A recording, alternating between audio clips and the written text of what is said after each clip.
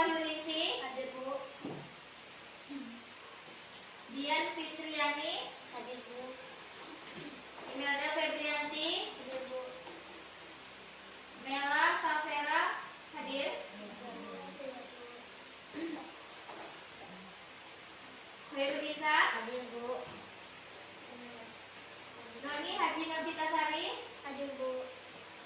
Nuri Dinda Nurmala. Hadir Bu. Oke, berarti yang tidak hadir hanya satu ya. Hadir Bu. Baik anak ibu semua, sudah siap belajar kerja hari ini? Sudah. Oke, kalau sudah siap. Nah, ibu kan kemarin sudah membagi kelompok, sudah ibu bagi menjadi 2 kelompok. Jadi pada pagi hari ini kita melaksanakan diskusi. Ibu berikan materi kepada anda semua. Nanti anda diskusikan sama teman kelompoknya ya. Baiklah, sebelum ibu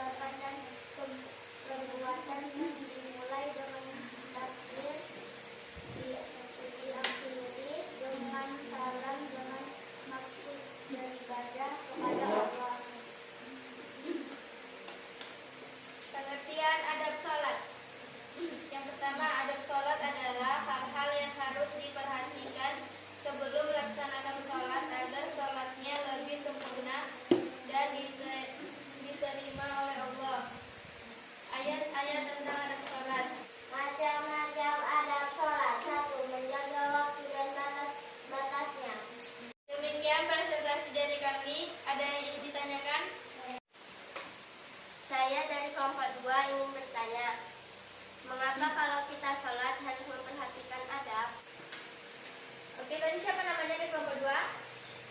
Dian Fitriani. Dian Fitriani.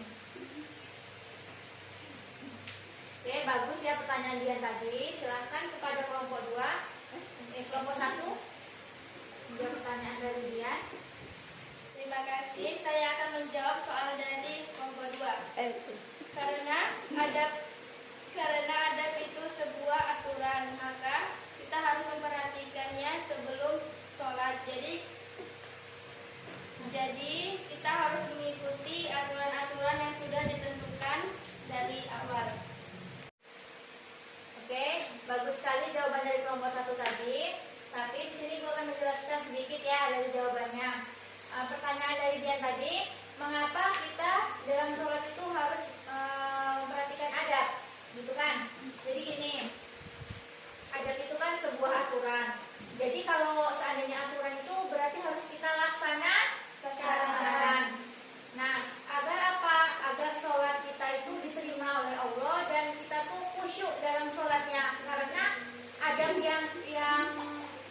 yang telah dianjurkan untuk melaksanakan sholat itu telah terpenuhi. Contohnya gini, kalau ananda semua sholat, tetapi ananda itu dalam keadaan bajunya kotor, apakah bisa khusyuk sholatnya? Tentu tidak kan? Jadi adab itu salah satunya itu kita memakai pakaian yang rapi, memakai pakaian yang paling bagus, kemudian bersih dari hadas dan najis. Nah, jadi seperti itu. Jadi intinya di sini kesimpulan dari Ibu, dalam melaksanakan sholat kita harus memiliki adab, kita harus mengerjakan adab supaya sholat kita itu diterima oleh Allah. Jadi tidak sembarangan melaksanakan sholat tanpa adanya adab. Oke? Terima kasih kepada kelompok 1, penampilan diskusinya sangat bagus. Sebelum duduk coba berikan aplaus dulu pada kelompok 1. Nah, pada kelompok 1 silakan duduk kembali. Assalamualaikum warahmatullahi wabarakatuh. Waalaikumsalam warahmatullahi wabarakatuh. Oke, selanjutnya kepada kelompok 2 mempresentasikan hasil diskusinya. Silakan maju.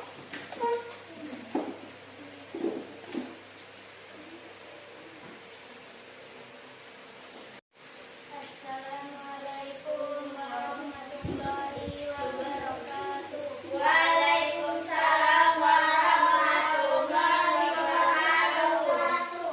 Kami dari kelompok 2 akan menyampaikan presentasikan hasil diskusi kami.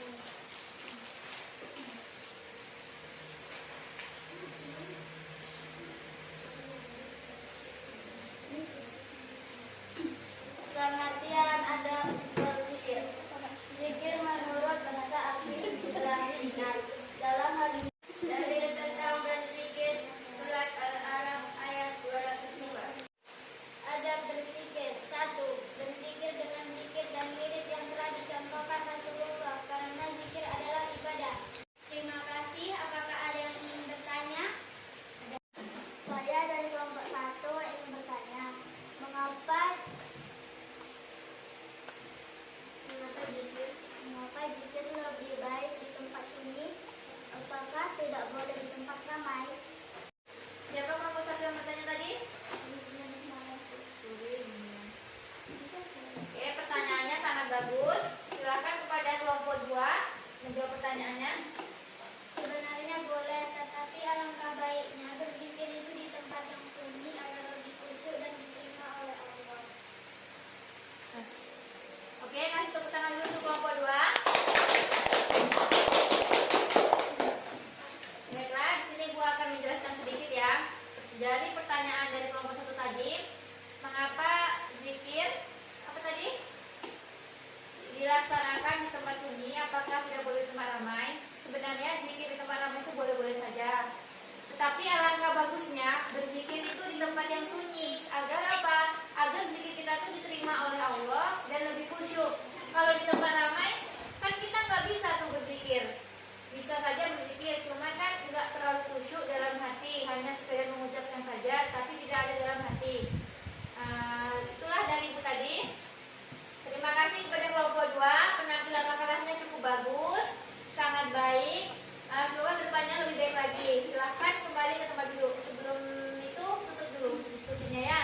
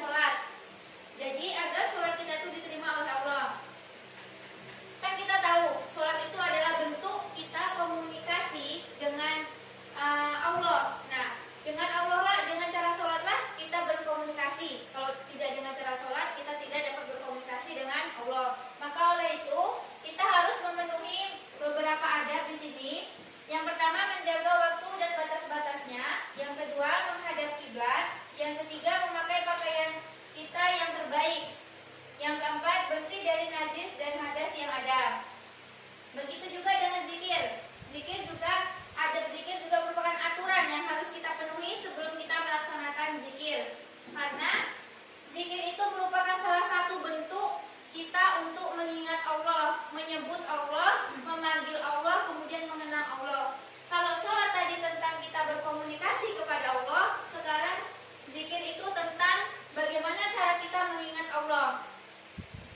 Di samping kita mengingat Allah, kita harus memiliki adabnya. Salah satunya yaitu menghadap kiblat. Yang kedua, mewangikan pakaian. Yang ketiga, memilih tempat yang agak sunyi.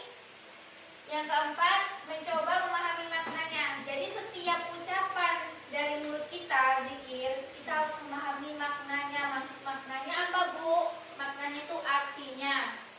Contoh zikir sehari-hari seperti Bismillahirrahmanirrahim, Alhamdulillahirrahmanirrahim, La ilaha illallah. Nah, itu termasuk ke dalam contoh berzikir. Nah, demikianlah diskusi kita pada pagi hari ini. Semoga apa yang Ibu sampaikan dapat bermanfaat bagi Ananda semua. Jadi, semua yang telah kita pelajari itu akan dimasukkan ke dalam ujian. Jadi, Ananda semua harus lebih belajar lagi di rumah, dipelajari. Kemungkinan ya tentang pengertian-pengertian itu akan dimasukkan. Intinya di sini kita harus rajin belajar dan membaca ulang apa yang telah disampaikan oleh guru tadi.